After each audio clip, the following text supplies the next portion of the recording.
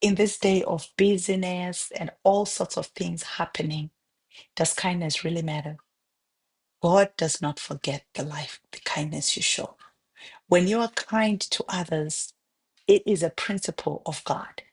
One of my favorite scriptures, other than Jeremiah 29, verse 11, is Ephesians 4:32, which says, "Be ye kind one to another, tender-hearted, forgiving one another, even as God, for Christ's sake, has forgiven you."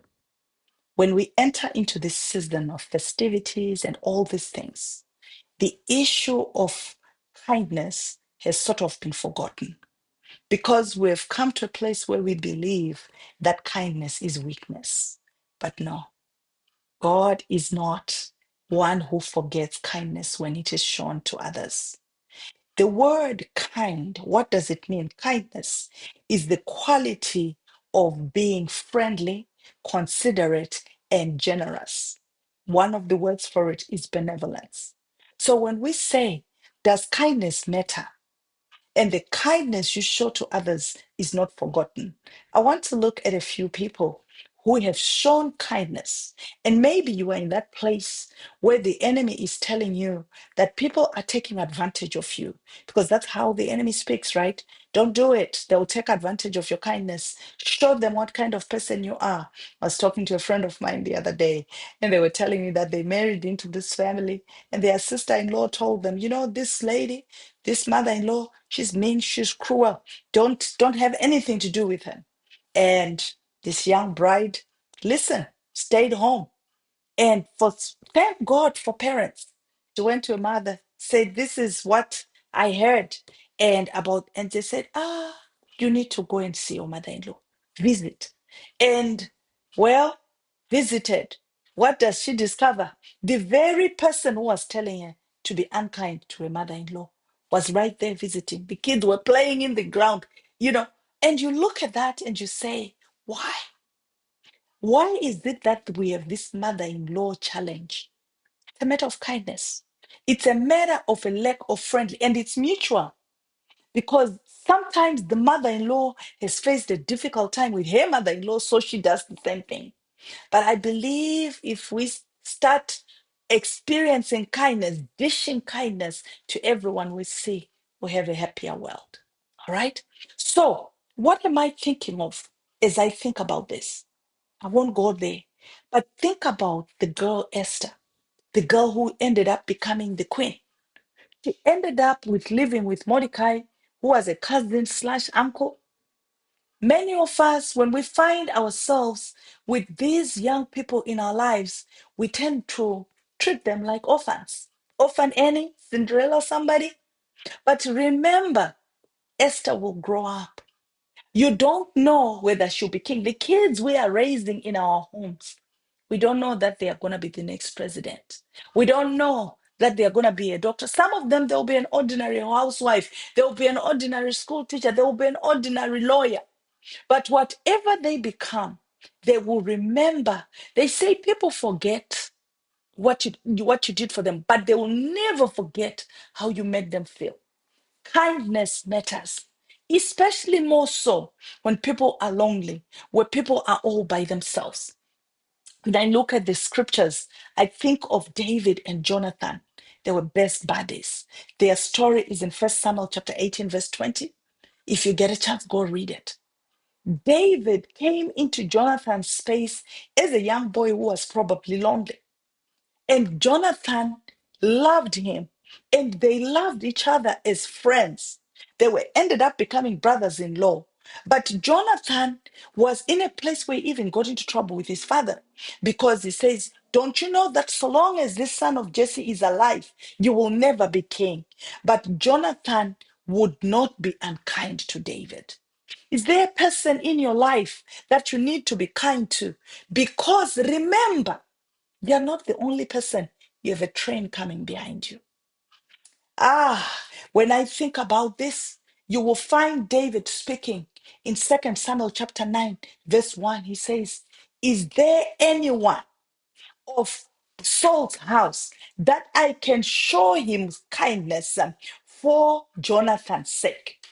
Is there anyone of Saul's house that I may left of Saul's house that I may show him kindness for Jonathan's sake? Not for Saul the king's sake, but for Jonathan, my friend, for Jonathan, my blood brother. Is there someone who does that for you? And of course, we'll find Mephibosheth's story. Mephibosheth was a cripple. He should not have been at the king's table. But because his father had laid some kindness along the way, finds himself in David's house. Won't you do that for your children? Won't you do that for the generations to come? Won't you do that for your siblings? You know, their names that you hear, people say, we don't want them because maybe somebody has been so cruel, but they are names that open doors. May your name open doors because of your kindness. I want to tell you, today is a very special day for me. As I sit here, I'm reminded of my mom. My mother taught us how to be philanthropic, taught us how to volunteer. In 1979-78 in Zimbabwe, when the liberation war was at its peak, we had a refugee camp in my city, in Gweru, in an area called Mtapa, at the Mtapa Hall. My mother started serving there. She would go and she would cook for the refugees. She would go and she would serve. She was a widow. She didn't have much. My father had died in 1975. We moved away from Harare, our hometown, and we came to the plot. This was the place where was like the Monsha, the country, our home for us. But she started to serve. And as she served, she just served because that's what she did. She served. When my mother is the kind of person, when somebody was walking on the out there and we were cooking, we hated this. If you were cooking and visitors showed up, your plate went to the visitors. She is a giver just by nature. May God bless her richly. Anyway, it just so happened that after independence in 1980, one day we were playing, we were those kids playing in the yard. A vehicle showed up with a white man. And when this person showed up, he said, I'm looking for Mrs. Msemburi, who is my mom. My mom was philanthropic. She was part of the YWA, Young Women Christian Association. They called it the Y. On that day, she had gone to Shurugwi. Also philanthropic work. And they said, we are looking for her. Is she here? We said, no, she's not here. God never forgets the kindness, but God uses people. And at that point, my mom was a stay-at-home mom. She was a stay-at-home mom because my dad's job could afford to handle us. But at this time, we were getting ready. Now people were going to school, high school. And God's timing is always perfect because she had parented us for 4 or 5 years after our father died. And now the big bucks were needed for school fees. Well, they said when she comes, they tell her to come. We did not know, but what had happened is at Gweru Teachers College, there was a group, there was a mother-daughter team who were colored. And the government had said, you need to bring in a black person. And someone said, there is that woman who used to cook at Mutapa for the refugees. Go and find her. She did not look for this job. You know, she served in that job until retirement. The job opened for her. They gave her. She continued to do what she used to do at Mtapa Hall to feed the people. Now she's feeding students. How far is your kindness going to go? Not only that, I remember when I got saved and visitors would come to the church. They would come and stay at our house. I remember Sister Patricia, wherever she is, may someone remind her.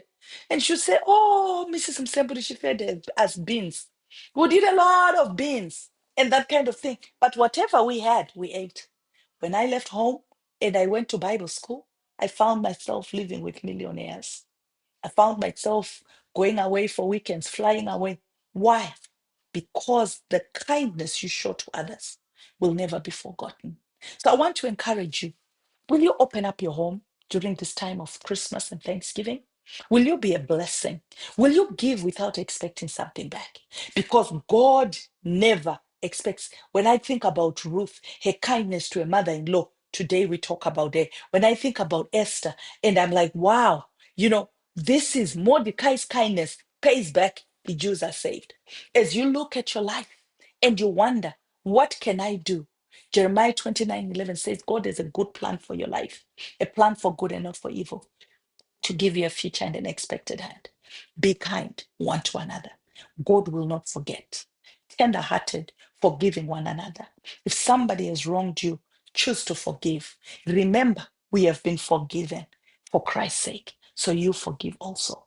As you let go of this, pick up the phone, call someone right here.